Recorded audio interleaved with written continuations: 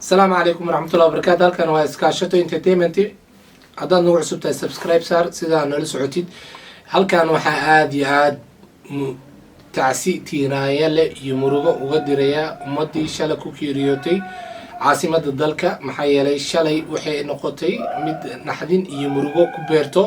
dadkii shalay ku geeriyooday meeshaas, dadkaas oo u badnaa dad dhaqaatiira iyo dhalinyaro oo wax baranayso. maxaa yeelay shalay meesha dadka ku laaday wada u bixi dalka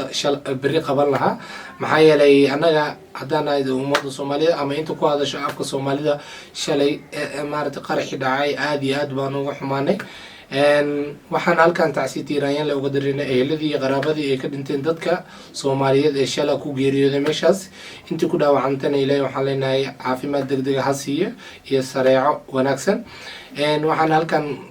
aad iyo aad uga xumaaday oo maanta usoo fadhiistay ninka la dhaho Maxamed Bakeeri Maaldaye mise Maxamed BK oo magaciisa soo gaabsaday BK oo meeshaas oo eraya aan u qalmin ummadda Soomaaliyeed. maxaa yeelay qof maanta murugaysan inaad ku tactacsato ma fiicna. maxaa yeelay ninkaas oo sheeganayo inuu ka soo jeedo walaaleena Somaliland. maxaa yeelay dadkaas waa dad oo nabad iyo barwaaqo haysto. maxaa yeelay waa walaalehen kama xumin arinta haystaan.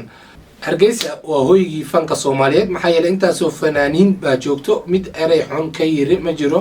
ninkani markuu shalay tagay Ingiriiska oo showgii ku qabanay Somali Week markuu showgii stage-ka fuulay ayuu muxuu la soo booday Muqdisho hadeena nasiin ictiraafkeena saan uu ku socon waayo haday u ogolaadaan ictiraafkooda qaraxa iyo dhibaataduna way ka baxay. midda koobaad asaga aqligiisa waa inuu geliyaa kulliba qof waqtigiisa soo dhamaaday maaragtay lagalama tashanaya asaga. maxaa yeelay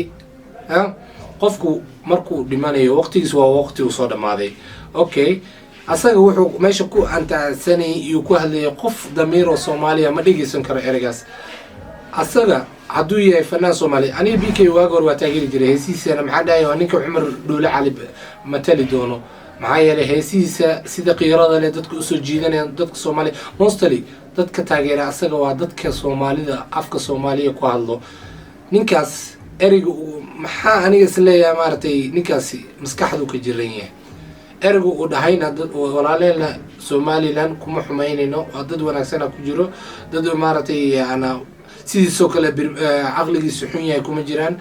ninkan maxaa leeyahay hadda maanta laga bilaabo kulliba shacbiyad sumcad weyn muxuu ku lahaa dadka Soomaaliyeed dhexdooda. shalay show ka baaqday Muqdisho showgii ku baaqday Nairobi dalka Kenya ayuu markuu laabtay Hargeysa ku laabtay asigi dhaay Muqdisho ha maqnaato inta kale ayga badane. qofku markuu fanaan yahay wuxuu fanaan u yahay inta af Soomaaliga ku hadasho fanaan uma ahan qaran. fanaan uma ahan meel uun kaliya. fanaanku wuxuu fanaan u yahay inta afka Soomaaliga ku hadasho. maxaa yeelay anagu markii oo hadda uu kala saarayo Soomaaliya iyo Somaliland waa dad walaalo ah isku afa isku dhaqan isku diina isku lahjada isku midaba isku maartay waxa kaliya meeshaas uu ka dhaxeeyo waa siyaasadan waa caadi. markuu leeyahay ictiraaf hadiina la siin saasay arintu ku soconay qof damiir leh oo Soomaaliyeed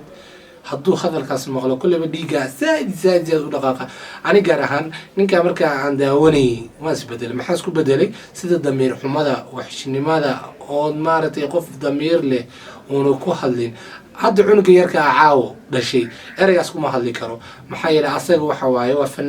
fanaan isku sheega waa fanaan af Soomaali ku hayso. hadduuna ku haysana maxaa waaye wadada wanaagsan inuu dadka tuso mooyee inuu wadada xun tuso ma ahan. aniga waxaan leeyahay ra'yigiisa aniga waan ka soo horjeedaa Soomaaliya oo dhan waan ka soo horjeedaa inta af Soomaali ku hadasho dhan way ka soo horjeedaan. ninkani aniga waxaan leeyahay isbitaal lagu xareeyo xanuunsan yahay. qofku hadduu fanaan yahay fanaanku waa maartay kulliba markuu shalay uu tagay Ingiriiska Somali Week waa Somali Week ka qayb galay. muxuu ka qayb galay waa Soomaalinimo ma ahan maartay magacu sheegay asaga kaliya. qofku maxaa la rabaa inuu damiirkiisa isticmaalo.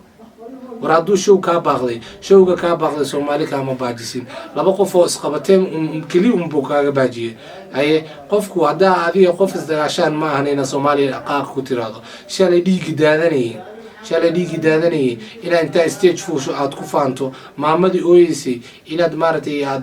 adoo microphone saa waysta dhahay haddiina waxna la siin taas waa dameer xumo koleyba nin maaragtay nin ah kuma dhaqmo ereygaas aniga ra'yi ahaanteeda waxaa leeyahay koleyba waa shalay ereygaa tiri waad ka soo laaban weyday shalay markaa dhegeysi muqdisho iska maqnaatay inta kalena ay ugu filan koleyba muqdisho maanta qof uma baahna waa maamadii dalka Soomaaliya waxay u tahay inta afka Soomaaliya ku hadasho aniga waxaa leeyahay ninkani ya maanta hadduu u malayo asaga laba derbi inuu ka dhexeesi karo koleyba saas fanaan laguma noqdo koleyba shacabka Soomaaliyeed sumcadda iyo wanaagga aad ku lahayd koleyba meeshaasay ku dhamaata BKO meeshaasay ku dhamaata maxaa yeelay qof kasta oo damiir leh ma ahan qof ku daawan karo maanta maxaan ka baqayaa hooyada uurka leh ilmaha caloosha ku jira markay ereygaga maqasho inay soo tuuri ku sugnaanaysaa maxaa yeelay maanta meesha dhilay walaaleen bal ilaahay maarta samir iimaan aan iga siiyo dadka dhintay inaad microphone inta qaadato ku taagtaagaysto waa laga xun yahay ya marka waxaan ku leeyahay qalbigaagu hadduu yahay qalbi bila aadan oo jilicsan ereygaas shalay kumaad hadasheen laakiin waxaan aaminsanahay qalbigaagu inuu ka samaysan yahay dhagax ka gudub waxaan leeyahay BK koleyba sumcad malihid maanta caawa laga bilaabo sumcad kuma jirto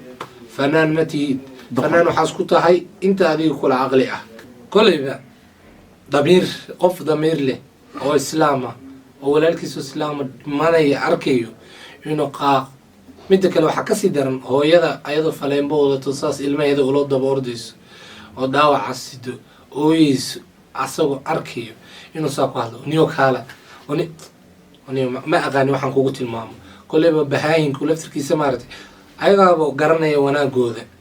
maxaa yeelay bahaayinku waxay gartaan markay gaajooda inay cawska cunaan koleyba waxaan kuleeyahay mataqaanaa intaa bacaaca tiraahday qool lagugu xiro inay xero lagugu xiro waaye maxaa yeelay qof damiir lama tihid qof maaragtay wanaagsan oo maaragtay aqli u taamaan lagu maleeyay koleyba dadka shalay waxa kusoo jiidanaysa heesaagii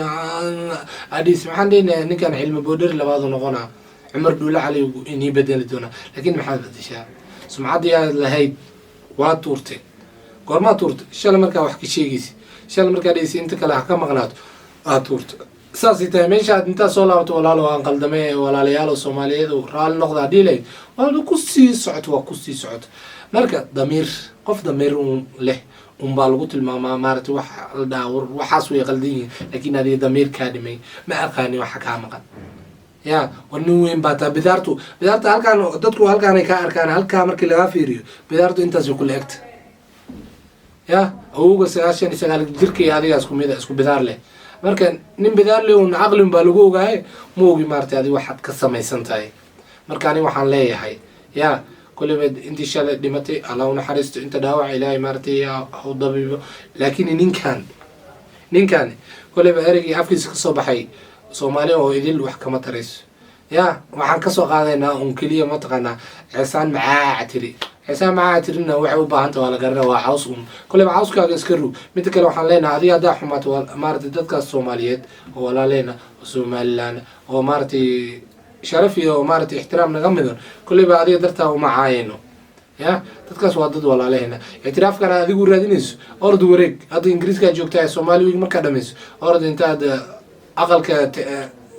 ya lambateen hor fadhisid ixtiraafka soo qaado ya koleyba dadka aad dhuminaysid aniga ilama oo ila xunta aad iyo aad marka qof damiir leh waxaan kuma hadlo ya haddii shalay tan dhacday ya bari waa laga kaban doonaa insha Allah ereygan aad maartay dadka aad ku wajahayso aad ku xumeynayso xamar dhaxal uma helin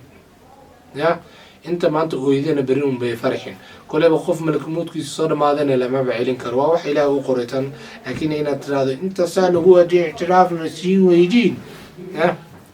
tan waa inagu socon adiga ma haysid Allah hayo Allahna wuxuu qorun baa socon adiga laakiin aqligaaga sharafti ka dhamaatay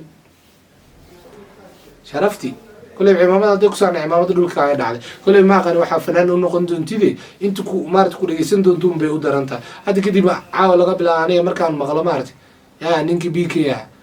waxaan ka tirnayaa dadka maartay darbi jiifka camal oo kale marka inta dhimatana Allah u naxariisto maaragtay tan waa wax qoran bay ahayd ummadda soomaaliyeed hooyooyinkii wax gaareen ilaahay u naxariisto ubixii dhintay ilaahay u naxariisto dadkii meeshaa ku dhaawacmay ilaahay ha bogsiiyo kolleyba tan waa mid laga bixi doono tan dhaxal looma helin wabilaahi towfiiq